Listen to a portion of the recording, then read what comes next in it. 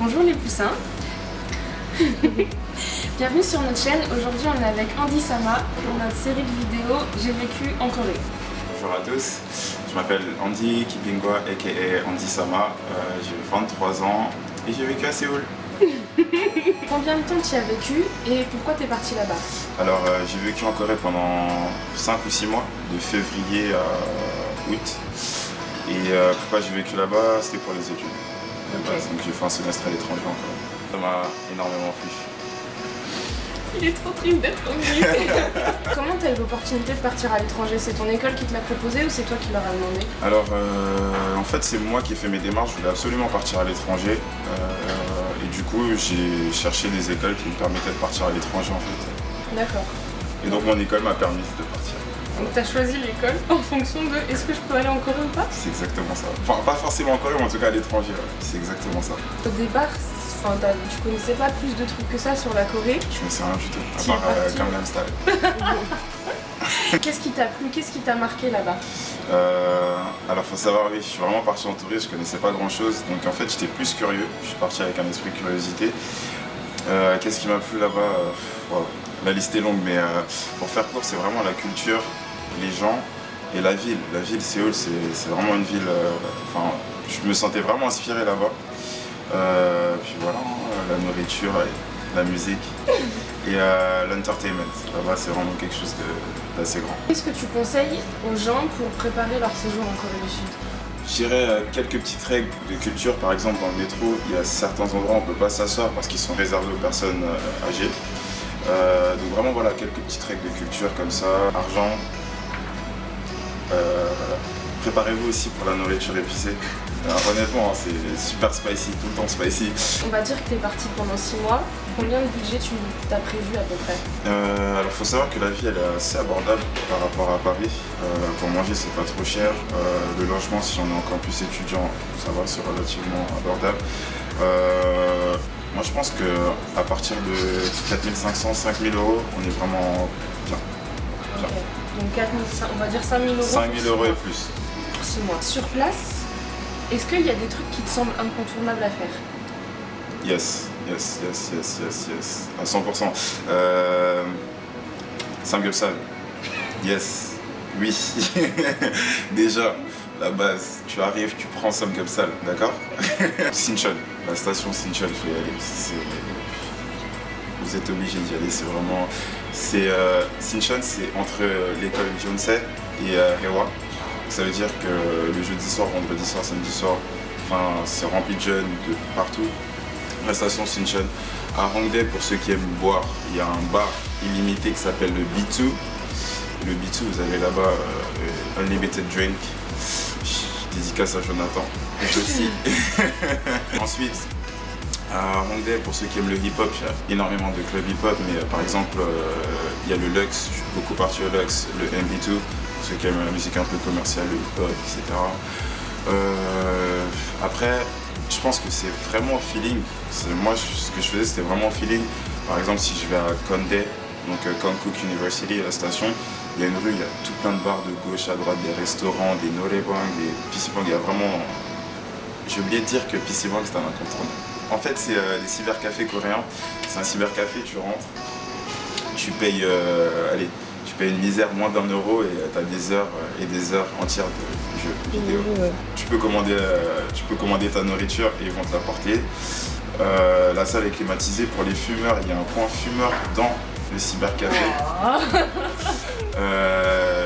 Il y a de l'eau, il y a des boissons, il y a des snacks.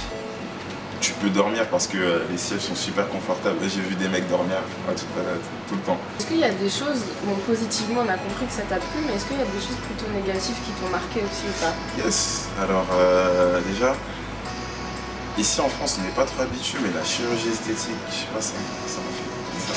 Déjà je voyais des pubs de chirurgie plastique dans le métro, et voilà, normal, comme si c'était un Big Mac. Oui, voilà. Vous voulez un Big Mac, appelez le 010, blablabla. Et c'est vrai qu'il y a beaucoup de filles, il y a des endroits où il y a beaucoup de filles qui sont refaites. Et ça m'a choqué un peu. Genre, tu vois qu'elles sont refaites? Ça se voit. Genre, c'est choquant à ce point-là. D'ailleurs, on trouve pas souvent de poubelles Ça m'est arrivé de faire des vingtaines de minutes avec des canettes à la main, je savais pas comment faire. Je devais aller dans le métro, jeter à la poubelle et ressortir. Du recul, pour toi, quel a été ton plus grand souvenir? C'est ma première semaine, parce que on découvre tout en fait, c'est la première fois que je partais en Asie, que je découvrais tout était merveilleux, beau, magnifique, tout était différent. Ma première semaine, le contact avec les gens, avec les Coréens surtout, et puis on va dire mon apprentissage personnel. Si tu repars un peu en arrière, est-ce qu'il y a des choses que tu referais pas? Il y a une soirée où j'ai suivi mon coloc et je regrette un peu, j'aurais jamais dû le suivre. Il m'a beaucoup fatigué en fait. Il m'a beaucoup fatigué et j'ai perdu mon sac. Je l'ai pu retrouver, je sais pas, il a disparu dans la nature. Donc oui, le soju, mais avec modération.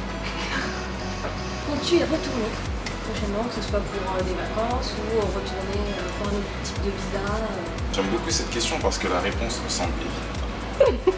Pourquoi pas ne pas y retourner? Parce que déjà rien que pour revoir mes amis de base, j'ai envie de retourner déjà pour faire toutes les choses que j'ai pas pu faire. Et mon but à l'heure actuelle c'est vraiment de retourner pour faire un stage. Si tu avais une anecdote rigolote sur ton séjour coréen. Un jour j'étais en photoshoot et on était deux, donc j'étais avec une coréenne. Donc on bossait etc. Puis c'était l'heure de manger. Donc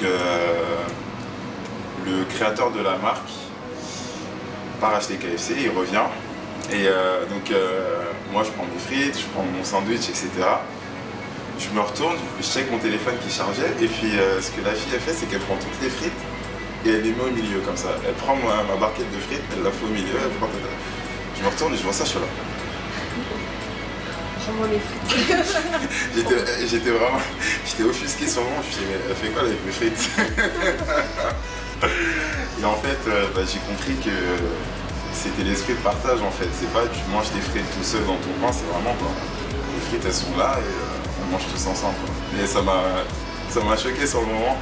Et du coup j'ai rigolé un peu et puis j'ai fini par manger les frites les autres. Que penses-tu de la vision de la France en Corée et aussi, sens inverse, de la Corée en France? Par la Corée en France, alors moi ce que je trouve dommage, mais vraiment dommage, c'est que la Corée elle est sous-médiatisée. Honnêtement, moi je suis parti en Corée parce que j'étais curieux. J'entends tout. Et si on parle d'Asie, j'entends tout le temps parler du Japon pour la forte culture japanime, etc. J'entends parler de la Chine pour le business. J'entends parler de la Thaïlande pour les vacances et de la Corée du Nord parce que le président il est un peu foufou. Mais j'entends jamais parler de la Corée, mais jamais entendu parler de la Corée du Sud, à part Gangnam Style. Mais bon, il y a eu l'année France-Corée, donc je pense que c'est voué à évoluer. En tout cas, je l'espère, parce que la culture coréenne, elle est vraiment très intéressante. Et du point de vue de la France en Corée, la France a toujours son charisme international, et ça se ressent en Corée aussi, par les baguettes tous les jours, qui sont des boulangeries. Façon française et ensuite voilà les gens oh tu viens de Paris, oh mon dieu t'as trop de la chance, t'as tout fait enfin, vous connaissez hein. Alors on remercie beaucoup Andy d'avoir répondu à nos questions. Sachez qu'Andy aussi a une chaîne YouTube en effet qui s'appelle Apollo 33 et on peut retrouver déjà des vlogs sur la Corée, sur son voyage. Exactement. Et même un petit peu plus aussi tournée culture geek. Exactement. Donc en fait de base c'est une chaîne culture geek. Je suis avec deux amis, Samora aka Flashty et Capeta. Donc en fait on essaie d'apporter un autre regard sur la culture geek. J'ai commencé les vlogs en fait en Corée. Checkez mes vidéos, elles sont pas mal. Et puis checkez aussi tout ce qu'on fait sur Apollo. Yeah. Nickel. Donc allez checker tout ça. Nous on se retrouve prochainement pour une nouvelle vidéo et également sur nos réseaux sociaux.